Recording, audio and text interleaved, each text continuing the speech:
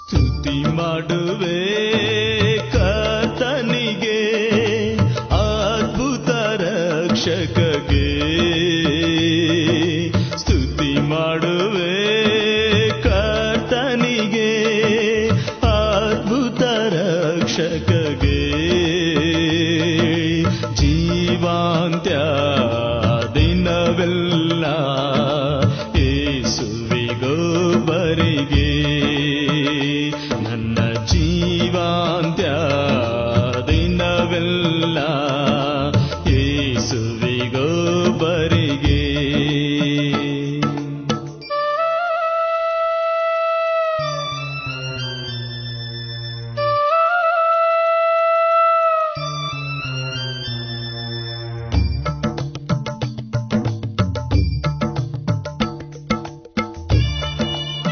ಕರ್ತನಲ್ಲಿ ಪ್ರಿಯರೇ, ನಿಮ್ಮೆಲ್ಲರಿಗೂ ಮುಂಜಾನೆಯ ಶುಭ ವಂದನೆಗಳು. ಈ ದಿನ ವಿಶ್ವವಾಣಿ ಪ್ರಸ್ತುತಪಡಿಸುವ ನಿನ್ನ ದಾರಿಗೆ ಬೆಳಕು ಎಂಬ ಕಾರ್ಯಕ್ರಮಕ್ಕೆ ನಿಮ್ಮನ್ನು ಪ್ರೀತಿಯಿಂದ ಸ್ವಾಗತಿಸುತ್ತಿದ್ದೇವೆ.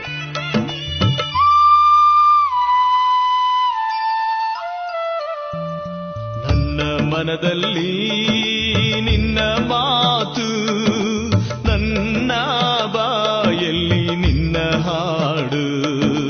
ನನ್ನ ಮನದಲ್ಲಿ ನಿನ್ನ ಮಾತು, ನನ್ನ ಬಾಯಲ್ಲಿ ನಿನ್ನ ಹಾಡು.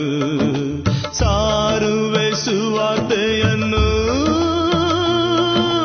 ಎಲ್ಲ ಜನಗಳಿಗೆ, ಸಾರುವೆ ಸುವಾರ್ತೆಯನ್ನು ಎಲ್ಲ ಜನಗಳಿಗೆ. ಆಶೀರ್ವದಿಸು ನಿನ್ನ ನಂಬುವವರಿಗೆ, ಆಶೀರ್ವದಿಸು ನಿನ್ನ ನಂಬುವವರಿಗೆ. ಸ್ತುತಿ ಮಾಡುವೆ ಕರ್ತನಿಗೆ, ಅದ್ಭುತ ರಕ್ಷಕಗೆ. ಜೀವಾಂತ್ಯ ದಿನವೆಲ್ಲ ಯೇಸುವಿಗೊಬ್ಬರಿಗೆ, ನನ್ನ ಜೀವಾಂತ್ಯ ದಿನವೆಲ್ಲ ಯೇಸುವಿಗೊಬ್ಬರಿಗೆ. ಈ ದಿನದ ವಾಕ್ಯ ಧ್ಯಾನಕ್ಕಾಗಿ ಆರಿಸಿಕೊಂಡಿರುವ ದೇವರ ವಾಕ್ಯವು ಧರ್ಮೋಪದೇಶ ಕಾಂಡ 8ನೇ ಅಧ್ಯಾಯ 1ರಿಂದ 6 ವಚನಗಳು. ನಾನು ಈಗ ನಿಮಗೆ ಬೋಧಿಸುವ ಧರ್ಮೋಪದೇಶವನ್ನೆಲ್ಲ ನೀವು ಅನುಸರಿಸಬೇಕು. ಅನುಸರಿಸಿದರೆ ನೀವು ಬದುಕಿಕೊಂಡು ಹೆಚ್ಚಿ ಯೆಹೋವನು ನಿಮ್ಮ ಪಿತೃಗಳಿಗೆ ಪ್ರಮಾಣ ರೂಪವಾಗಿ ಕೊಟ್ಟ ದೇಶವನ್ನು ಸೇರಿ ಸ್ವಾಧೀನ ಮಾಡಿಕೊಳ್ಳುವಿರಿ. ನಿಮ್ಮ ದೇವರಾದ ಯೆಹೋವನು ನಿಮ್ಮನ್ನು ಈ 40 ವರುಷ ಅರಣ್ಯದಲ್ಲಿ ನಡೆಸಿದ್ದನ್ನು ನೀವು ತನ್ನ ಆಜ್ಞೆಗಳನ್ನು ಕೈಗೊಳ್ಳುವಿರೋ ಅಲ್ಲವೋ ಎಂದು ತಿಳಿದುಕೊಳ್ಳುವುದಕ್ಕೆ ನಿಮ್ಮನ್ನು ಕಷ್ಟಕ್ಕೆ ಒಳಪಡಿಸಿ ನಿಮ್ಮ ಮನೋಭಾವವನ್ನು ಪರೀಕ್ಷಿಸಿದ್ದನ್ನು ನೆನಪಿಗೆ ತಂದುಕೊಳ್ಳಿರಿ. ಮನುಷ್ಯರು ಆಹಾರ ಮಾತ್ರದಿಂದಲ್ಲ, ಯೆಹೋವನ ಬಾಯಿಂದ ಹೊರಡುವ ಪ್ರತಿಯೊಂದು ಮಾತಿನಿಂದಲೂ ಬದುಕುತ್ತಾನೆಂಬುದು ನಿಮಗೆ ತಿಳಿಯುವಂತೆ ಆತನು ನಿಮ್ಮನ್ನು ಕಷ್ಟಕ್ಕೆ ಒಳಪಡಿಸಿ ಹಸಿವೆಯಿಂದ ಬಳಲಿಸಿ ನಿಮಗೂ ನಿಮ್ಮ ಪೂರ್ವಿಕರಿಗೂ ಗೊತ್ತಿಲ್ಲದ ಮನ್ನವನ್ನು ಕೊಟ್ಟು ಪೋಷಿಸಿದನು.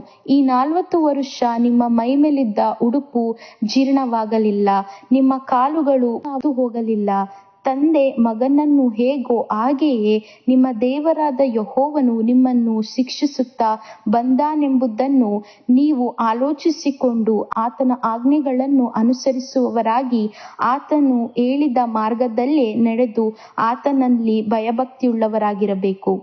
ಈ ವಾಕ್ಯಗಳ ಮೂಲಕ ದೇವರು ನಮ್ಮನ್ನ ಆಶೀರ್ವದಿಸಲಿ.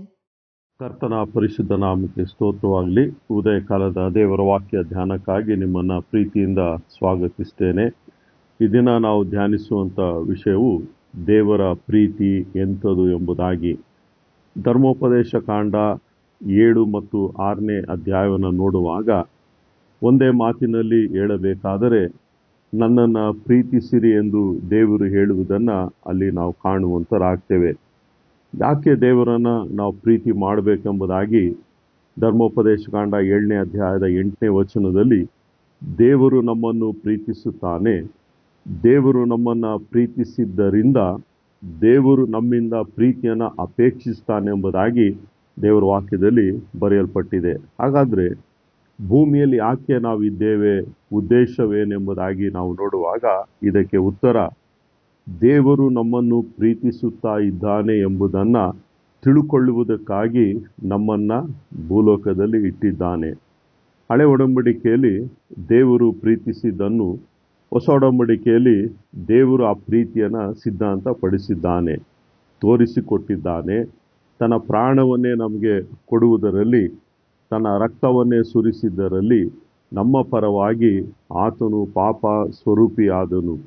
ದೇವರು ಎಷ್ಟು ಪ್ರೀತಿಸಿದ್ದಾನೆ ಎಂಬುದನ್ನು ರುಜುವಾತು ಪಡಿಸಿದ್ದಾನೆ. ಹಾಗಾದರೆ ಇಲ್ಲಿ ಎರಡು ಸಂಗತಿಗಳನ್ನು ನಾವು ನೋಡುತ್ತೇವೆ. ಒಂದು, ದೇವರ ಪ್ರೀತಿಯನ್ನು ತಿಳುಕೊಳ್ಳುವುದಕ್ಕೂ ನಾವು ತಿಳಿದುಕೊಂಡು ದೇವರನ್ನು ಪ್ರೀತಿಸುವುದಕ್ಕೂ.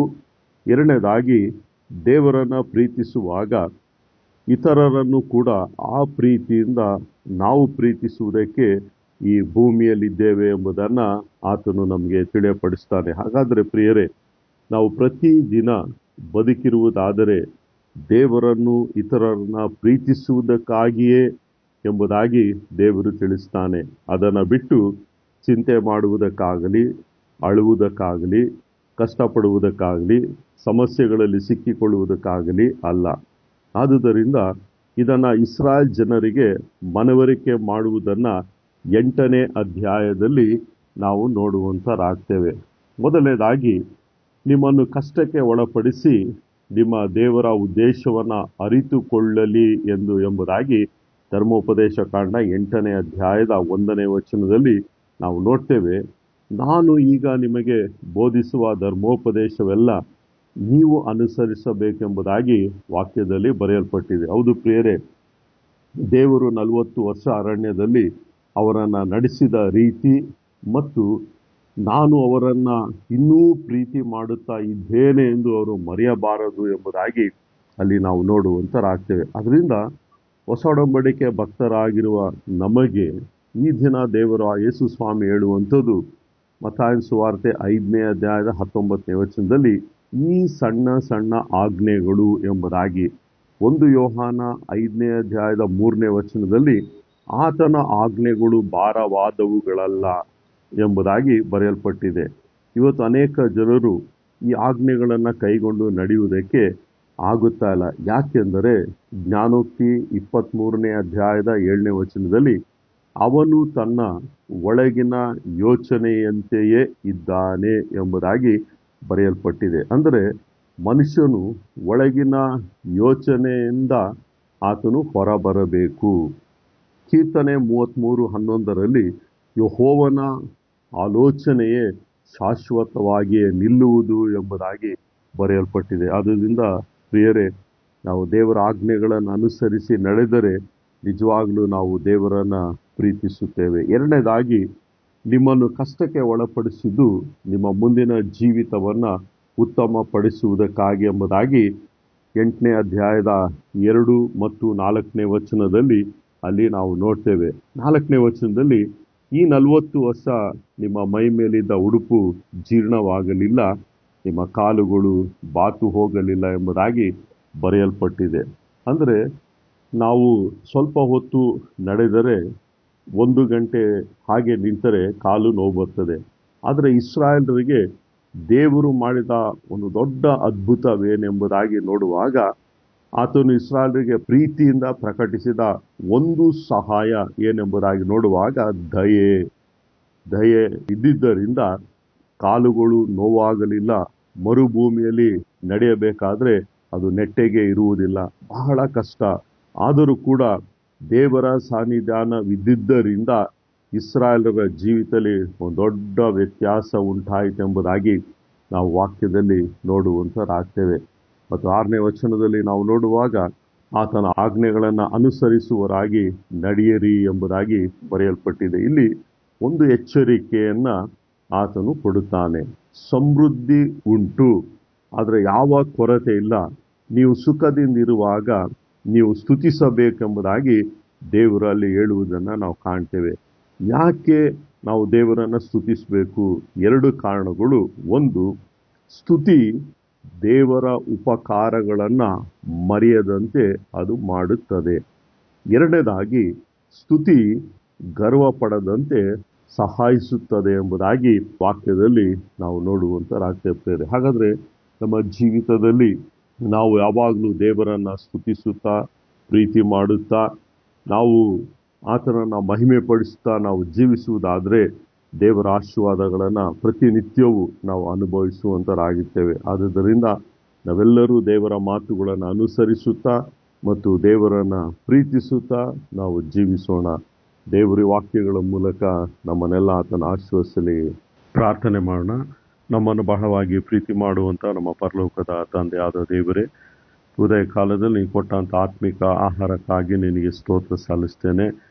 ನಿನ್ನ ಪ್ರೀತಿ ಎಂಥದ್ದು ಎಂಬುದಾಗಿ ಇಸ್ರಾಯೇಲರ ಜೀವಿತದಲ್ಲಿ ಕರ್ತನೆ ನೀನು ತೋರಿಸಿದನ್ನ ಈ ಉದಯ ಕಾಲದಲ್ಲಿ ನಮಗೆ ನೀನು ಪ್ರಕಟಪಡಿಸಿದ್ದಕ್ಕಾಗಿ ನಿನಗೆ ಸ್ತೋತ್ರಪ್ಪ. ಹೌದು ಸ್ವಾಮಿ, ನೀನು ಆ ಇಸ್ರಾಯೇಲರನ್ನ ನೀನು ಪ್ರೀತಿ ಮಾಡಿದ್ದಿ. ಅದೇ ದೇವರಾಗಿರುವಂಥ ನೀನು ಈ ದಿನವೂ ನಮ್ಮನ್ನ ನೀನು ಪ್ರೀತಿ ಮಾಡುತ್ತಾ ಇದ್ದಿ. ನೀವು ಸಹ ನನ್ನನ್ನು ಪ್ರೀತಿ ಮಾಡಬೇಕೆಂಬುದಾಗಿ ನೀನು ತಿಳಿಯಪಡಿಸಿದ್ದಕ್ಕಾಗಿ ನಾವು ನಿನಗೆ ಸ್ತೋತ್ರವನ್ನು ಸಲ್ಲಿಸ್ತೇನೆಪ್ಪ.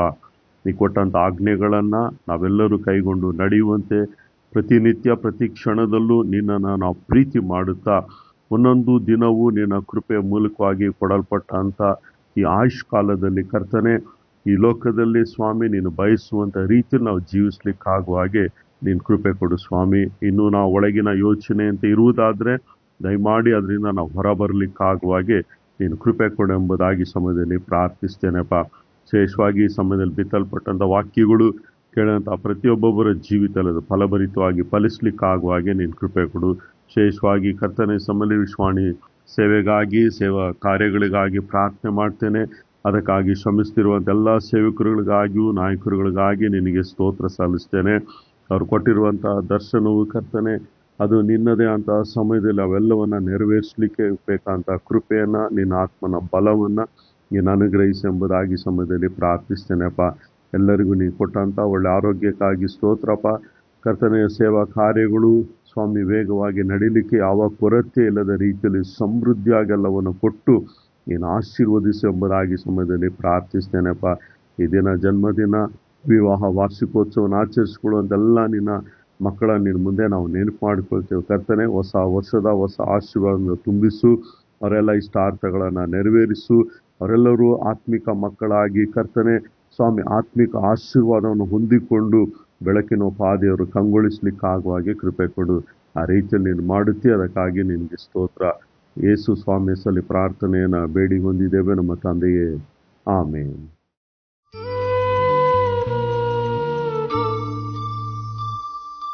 ನಿನ್ನ ವಾಕ್ಯದಂತೆ ನಡೆಯುವೆನಾ, ನಿನ್ನ ಆತ್ಮದಿ ತುಂಬಿಸು ನನ್ನ. ನಿನ್ನ ವಾಕ್ಯದಂತೆ ನಡೆಯುವೆನಾ, ನಿನ್ನ ಆತ್ಮದಿ ತುಂಬಿಸು ನನ್ನ. ಪರಿಶುದ್ಧ ಆತ್ಮರಿಂದ ಸಾರುವ ಸುವಾರ್ತೆಯನ್ನ, ಪರಿಶುದ್ಧ ಆತ್ಮರಿಂದ ಸಾರುವ ಸುವಾರ್ತೆಯನ್ನ. ಅಭಿಷೇಕಿಸು ನಿನ್ನ ನಂಬುವವರನ್ನ, ಅಭಿಷೇಕಿಸು ನಿನ್ನ ನಂಬುವವರನ್ನ. ಸ್ತುತಿ ಮಾಡುವೆ ಕರ್ತನಿಗೆ. ಪ್ರಿಯ ಸಹೋದರ ಸಹೋದರಿಯರೇ, ನಿಮ್ಮ ಪ್ರಾರ್ಥನಾ ಮನವಿಗಳಿಗಾಗಿ ಪ್ರಾರ್ಥಿಸಲು ವಿಶ್ವವಾಣಿಯು ದಿನದ 24 ಗಂಟೆಗಳ ಕಾಲ ಪ್ರಾರ್ಥನಾ ಸೇವಾ ಕೇಂದ್ರವನ್ನು ತೆರೆದಿರುವುದು. ಇದರ ಪ್ರಯೋಜನವನ್ನು ಪಡೆದುಕೊಳ್ಳಲು ಟೋಲ್ ಫ್ರೀ ಸಂಖ್ಯೆ 1800-270-0333ಕ್ಕೆ ಕರೆ ಮಾಡಿರಿ ಹಾಗೂ ನಿಮ್ಮ ಪರಿಚಯದವರಿಗೂ ಪರಿಚಯಿಸಿರಿ. ದೇವರು ನಿಮ್ಮನ್ನು ಆಶೀರ್ವದಿಸಲಿ.